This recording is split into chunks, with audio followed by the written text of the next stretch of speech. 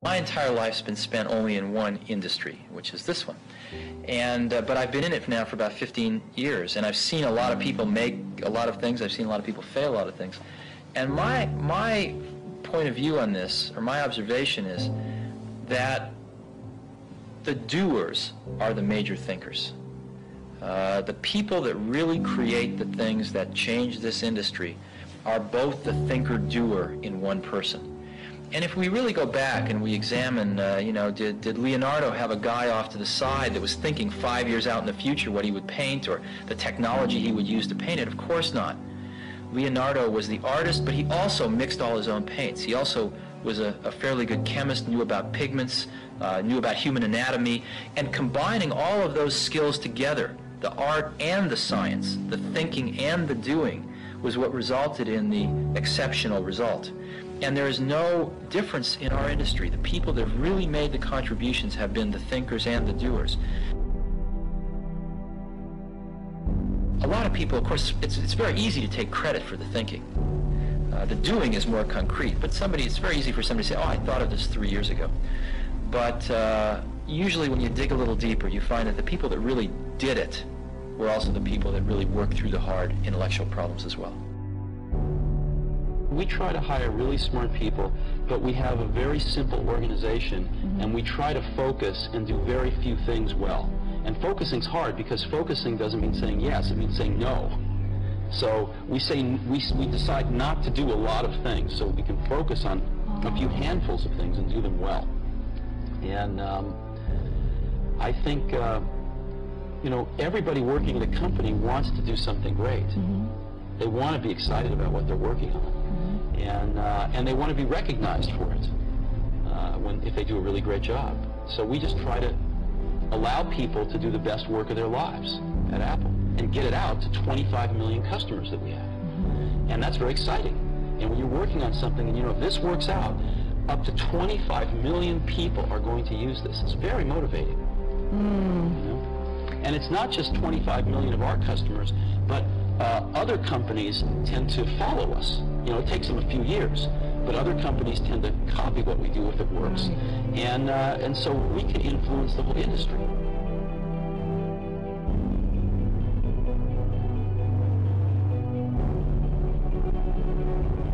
When I was a young kid, there was a widowed man that lived up the street. And he was in his 80s. He's a little scary looking. And I got to know him a little bit. I think he might have paid me to mow his lawn or something. And one day he said, come on into my garage, I want to show you something. And he pulled out this dusty old rock tumbler. And it was a motor and a coffee can and a little band between them. And he said, come on with me. We went out to the back and we got just some rocks, some regular old ugly rocks. And we put them in the can with a little bit of liquid and a little bit of grit powder. And we closed the can up, and he turned this motor on. He said, come back tomorrow. And his can was making a racket as the stones went around. And I came back the next day, and we opened the can, and we took out these amazingly beautiful polished rocks.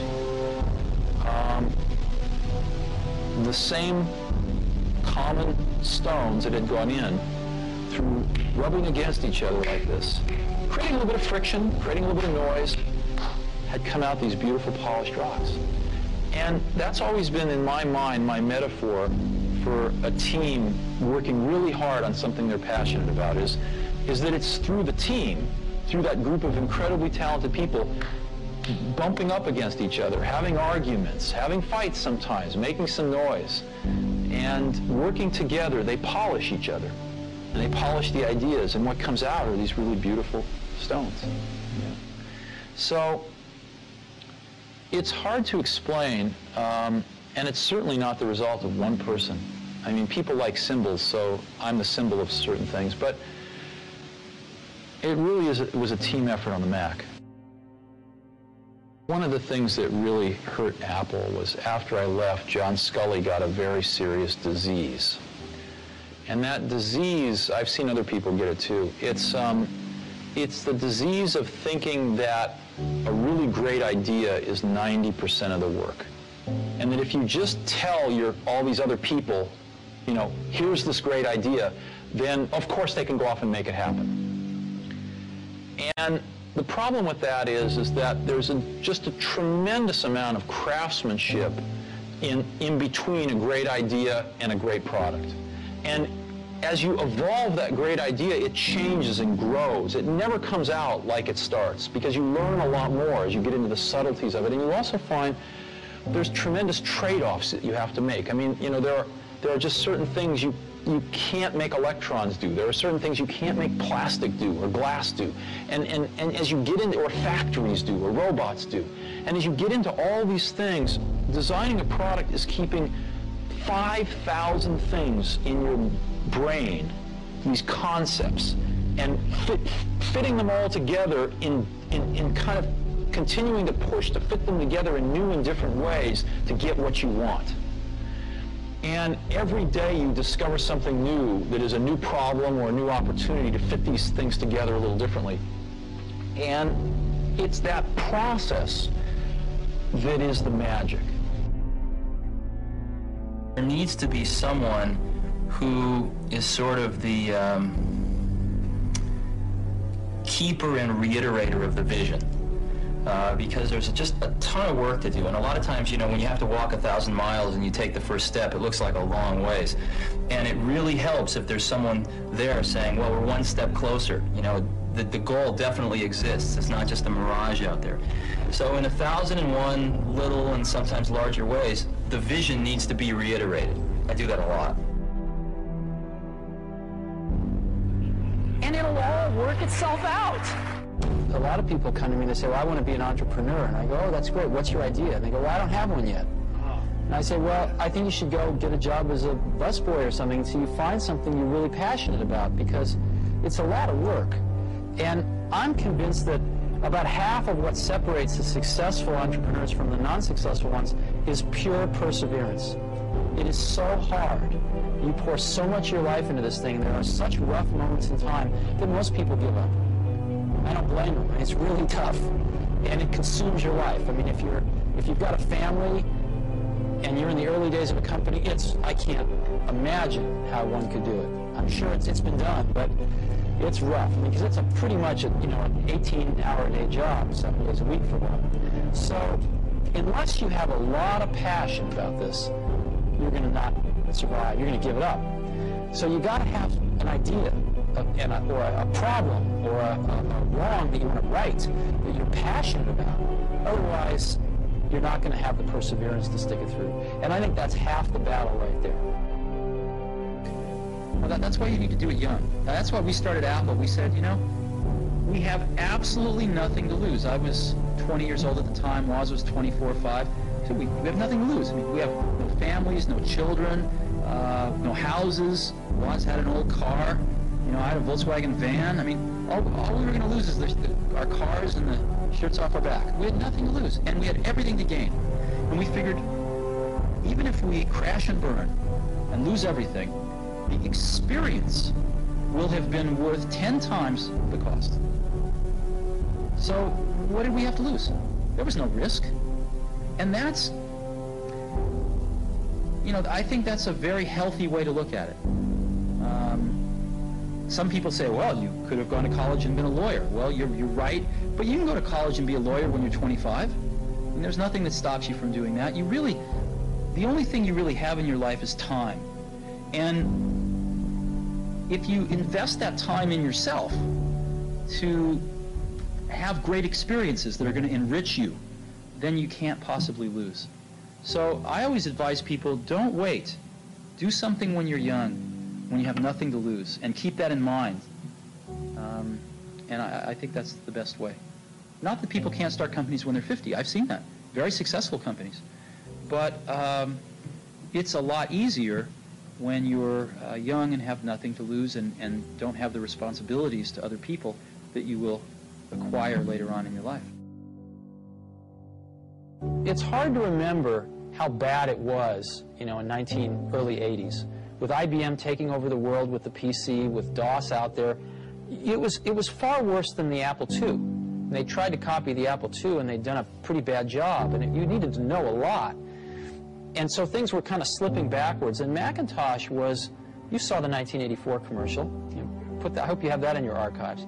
You know, Macintosh was basically this relatively small company, you know, in Cupertino, California, taking on the Goliath, IBM, and saying, wait a minute, your way is wrong. This is not the way we want computers to go. This is not the legacy we want to leave. This is not what we want our kids to be learning. This is wrong, and we are going to show you the right way to do it. And here it is. It's called Macintosh, and this is so much better that it's going to beat you. And we are going to do it. And that's what Apple stood for. Things are packages of emphasis. Some things are emphasized in a product, some things are not done as well in a product, some things are chosen not to be done at all in a product. And so different people make different choices. And if the market tells us we're making the wrong choices, we listen to the market. We're just people running this company. We're trying to make great products for people. And so we have at least the courage of our convictions to say, we don't think this is part of what makes a great product. We're going to leave it out. Some people are going to not like that. They're going to call us names. It's not going to be in certain companies' vested interests that we do that, but we're going to take the heat because we want to make the best product in the world for customers. And we're going to instead focus our energy on these technologies, which we think are in their ascendancy, and we think are going to be the right technologies for customers. And you know what? They're paying us to make those choices. That's what a lot of customers pay us to do, is to try to make the best products we can. And if we succeed, they'll buy them. And if we don't, they won't. I didn't know how to explain it then, but I've thought a lot about it since. Most things in life, the dynamic range between average and the best is at most 2 to 1. Right? Like if you go to New York City and you get an average taxi cab driver versus the best taxi cab driver, you know, you're probably going to get to your destination with the best taxi cab maybe 30% faster. You know, in an automobile, what's the difference between an average and the best? Maybe 20%. The best CD player and an average CD player, I don't know, 20%. So 2 to 1 is a big dynamic range in most of life. In software, and it used to be the case in hardware too, the difference between average and the best is 50 to 1, maybe 100 to 1. Easy. Okay? Very few things in life are like this, but what I was lucky enough to spend my life in is like this. And so I've built a lot of my success off finding these truly gifted people and not settling for B and C players, but really going for the A players. And I found something. I found that when you get enough A players together, when you go through the incredible work to find, 5 of these A players, they really like working with each other because they've never had a chance to do that before. And they don't want to work with B and C players. And so it becomes self-policing, and they only want to hire more A players. And so you build up these pockets of A players, and it propagates. And that's what the Mac team was like. They were all A players. And these were extraordinarily talented people.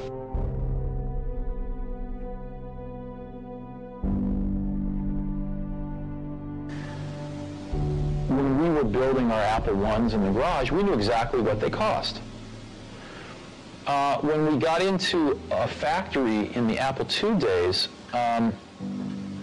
the accounting had this notion of a standard cost, where you'd kind of set a standard cost, and then at the end of a quarter, you'd adjust it with a variance.